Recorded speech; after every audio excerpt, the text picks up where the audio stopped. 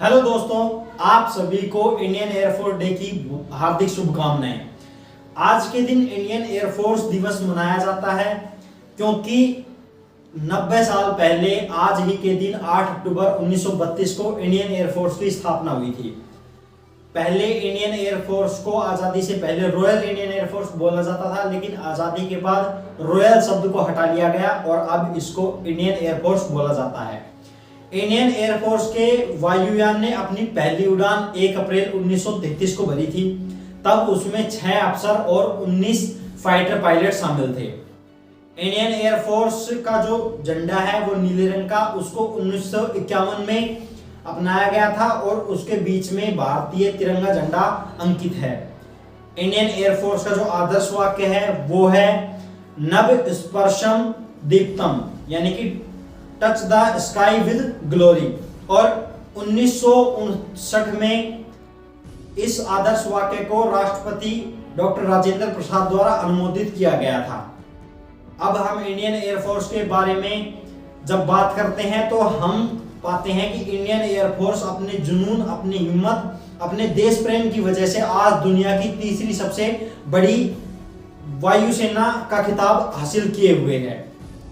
आजादी के पहले इंडियन एयरफोर्स आर्मी के नियंत्रण में थी, लेकिन आजादी के बाद इसको यह एक स्वतंत्र संस्था बन गई और इसका पूरा श्रेय commander in chief air marshal sir Thomas W Amherst को जाता है, जो भारत के पहले कमांडर इन चीफ थे।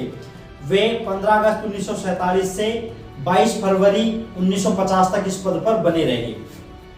अब इंडियन एयरफोर्स के युद्धों के बारे में बात जब हम करते हैं तो इंडियन एयरफोर्स ने अब तक 5 बड़े युद्धों में भाग लिया, जिसमें 4 पाकिस्तान के साथ और 1 चीन के साथ। पाकिस्तान के साथ 1948, 1965, 1971 और 1999 में युद्ध लड़े थे। और चीन की जब हम बात करें तो 1962 में चीन के साथ इंडियन एयरफोर्स ने युद्ध किया था। तो इन सब युद्धों में इंडियन एयरफोर्स शामिल रहा था।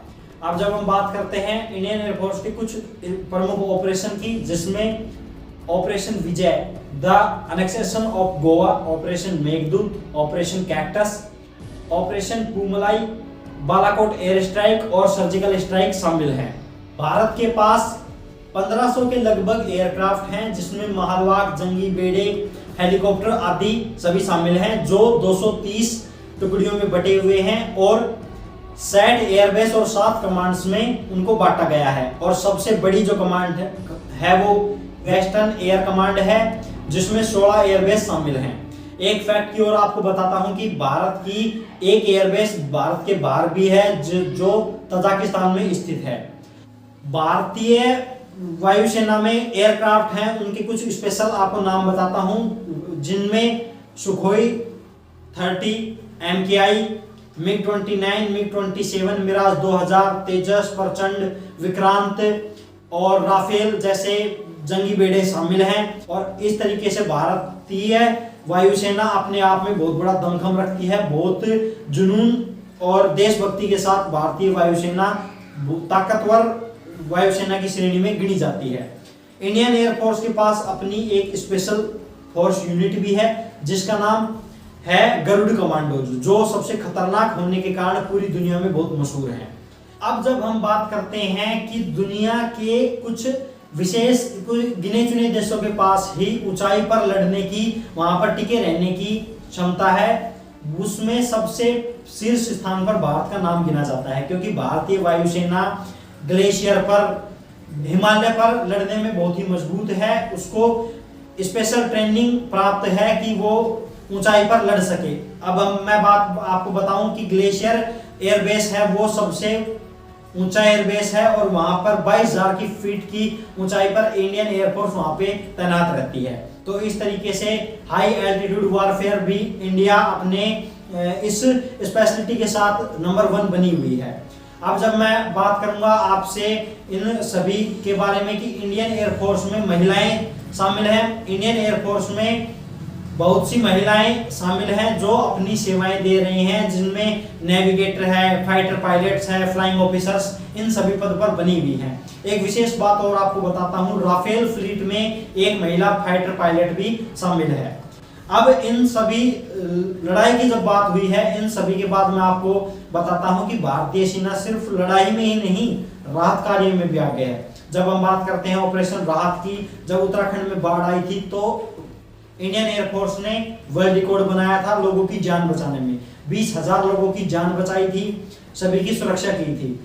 जब हम बात करते हैं सुनामी की 2004 में, जब हम गुजरात चक्रवात 1998 की बात करते हैं तो इंडियन एयरफोर्स सबसे आगे खड़ी रही थी। उत्तर भारत में, हिमाचल प्रदेश में, उत्तराखंड में जब कभी भी बाढ़ की स्थितियां बनती है तो इंडियन एयरफोर्स कभी पीछे नहीं हटती, सबसे पहले राहत कार्य के लिए वहां पहुंच जाती है। तो इस तरीके से इंडियन एयरफोर्स हमारी रक्षा के साथ साथ हमारा बचाव भी करती है। इंडियन एयरफोर्स में मैं एक दो विशेष आपको बात बताता हूं, उसमें ये है ऑफिसर हैं जिनका नाम है निर्मलजीत सिंह सेखो, जिनको परमवीर चक्र मिला हुआ है। भारतीय वायुसेना के एकमात्र ऐसे ऑफिसर हैं जिनको ये परमवीर चक्र मिला है। इससे पहले किसी को भी ये परमवीर चक्र का सम्मान किसी को नहीं मिला है। इस तरीके से इंडियन एयरफोर्स अपने दमखम के साथ नंबर 1 है, लगातार सेवाएं दे रही है। इस विशेष मौके पर एक दो आपको उनके कुछ शौर्य की जब बात मैं करूं तो ये है कि जब लोंगेवाला की लड़ाई हुई थी तो हमारे भारतीय वायुसेना के शौर्य जवान थे, उन्होंने अपने सुबह सूरज की पहली किरण के साथ पाकिस्तान की पूरी सेना को तबाह कर दिया था। लेकिन एक शौर्य की बात और ये है कि 2000 पाकिस्तानी सैनिक थे और हमारी इंडियन आर्मी के 120 सैनिक थे। उन्होंने पूरी रात पाकिस्तान की सेना को रोके रखा था और सुबह होते ही इंडियन एयरफोर्स ने उनको बर्बाद कर दिया।